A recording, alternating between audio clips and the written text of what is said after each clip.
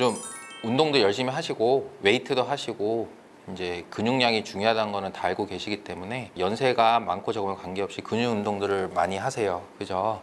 우리가 아시다시피 생리적으로 이제 40대 이후가 되면 어쩔 수 없이 몸이 다 늙습니다. 그죠?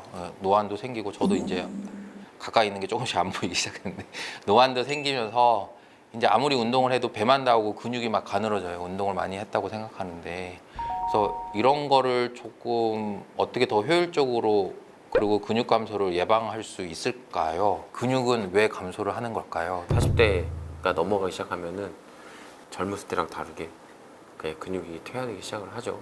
훨씬 빠르게 이제 근육 감소가 진행이 되는데, 그래서 운동을 꾸준히 해가지고 이제 손실되는 근육량을 보충해주지 않으면은 노화가 점점 진행되면서 이제 허리도 약해지고 이제 관절 같은 데도 무리가 많이 오게 되면서 각종 이제 병이 발생을 하게 됩니다. 그래서 근육을 이제 감소를 예방하기 위해서 뭘 해야 되느냐? 보통 이제 혈당 조절도 굉장히 잘 하셔야 돼요.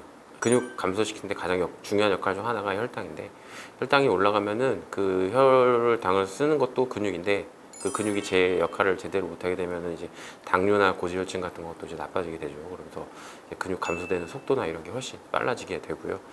그리고 이제 근육을 단단하게 만든다. 그러면은 이제 에너지가 있어야 되잖아요. 물론 이제 운동을 열심히 해가지고 근육을 막 키워야 되는데, 그 근육이 성장하기 위해서는 에너지원이 필요하게 됩니다. 밑거름이 필요하죠. 네, 근데 근육의 밑거름은 이제 보통 여러분들이 잘 알고 있는 이제 단백질이 근육을 이제 만드는 이제 기본적인 요소인데, 이제 단백질 섭취를 충분히 해주신 다음에 그 다음에 이제 운동을 하셔야 그 섭취한 단백질이 이제 본인의 근육으로 바뀌면서 근육량을 늘리는 데 도움이 됩니다. 그래서 보통 이제 단백질 섭취하는 종류가 되게 많아요. 많은데 가장 흔하게 드시는 게 닭가슴살, 뭐 두부, 뭐 그다음에 계란 흰자 같은 거.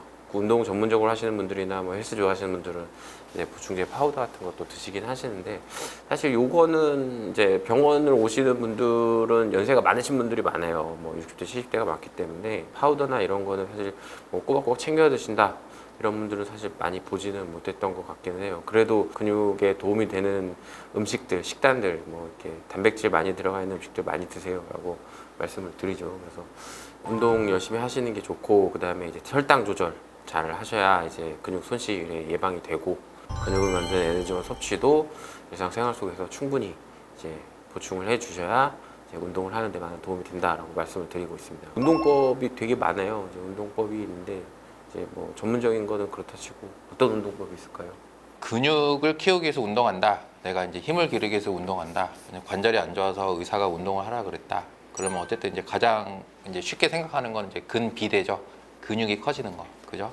물론 이제 눈에 띄게 커지게 하는 거는 이제 굉장히 힘든 노력과 또 다른 부작용을 이제 발생을 할 수는 있고, 관절 건강을 지키기 위해서 하는 운동은 이제 그렇게 너무 무리하실 필요는 없는 거죠. 우리 몸은 근데 이렇게 적응을 잘 합니다. 그죠? 그리고 발달을 해요. 우리가 이제 자전거 타세요, 스쿼트 하세요, 수영을 하세요, 등산을 하세요, 내리막길을 내려갈 때는 좀 조심하세요. 이렇게 이제 하고 운동을 다들 열심히 하세요. 근데 이제 문제는 뭐냐면 이제 그 운동이 익숙해지기 시작하면 그때부터는 발달을 잘 안 합니다. 네. 처음에는 힘들어서 그 몸이 그것을 이기기 위해 좀 발달을 하다가 이제 나중에 익숙해지고 내가 더 튼튼해지면 튼튼해질수록 이제 성장을 멈춰요. 그래서 열심히 꾸준히 하시는 것도 중요하지만 어쩔 수 없어요. 좀 새로운 걸 계속 시도를 하셔야 됩니다. 스쿼트를 할 때도 우리가 아시다시피 뭐 무릎 높이로 벌려서 스쿼트를 하다가 이게 조금 이제 덜 힘들어지고 좀 자연스러워지면 무릎을 더 벌리시면 돼요. 무릎을 더 벌리시면 허벅지 바깥쪽이 더 자극이 잘 되는 거고, 그죠? 그리고 무릎을 접어서 더 좁혀서 발을 모아서 스쿼트를 하면 허벅지 안쪽이 더 자극이 되는 거거든요.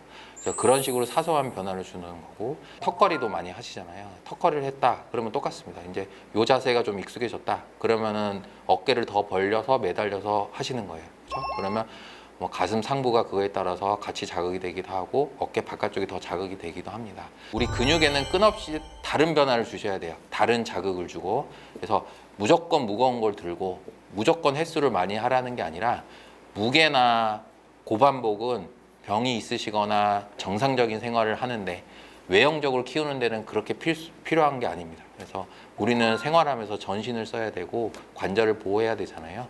그래서 내가 할 수 있는 정도 선에서 다양한 변화를 주시는 게 근육을 훨씬 더 크게 할 수 있고 관절 건강을 지키는 게 도움이 되실 겁니다.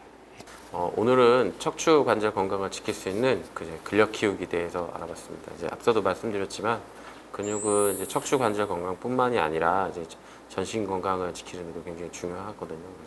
그래서 이 근육 운동 열심히 하셔서 근육만 잘 지켜도 웬만한 질병으로부터 이제 자유로워지실 수 있습니다. 근육 운동 열심히 하시고 근육 잘 지키셔가지고 하루하루 건강한 하루를 보내시기 바랍니다. 감사합니다.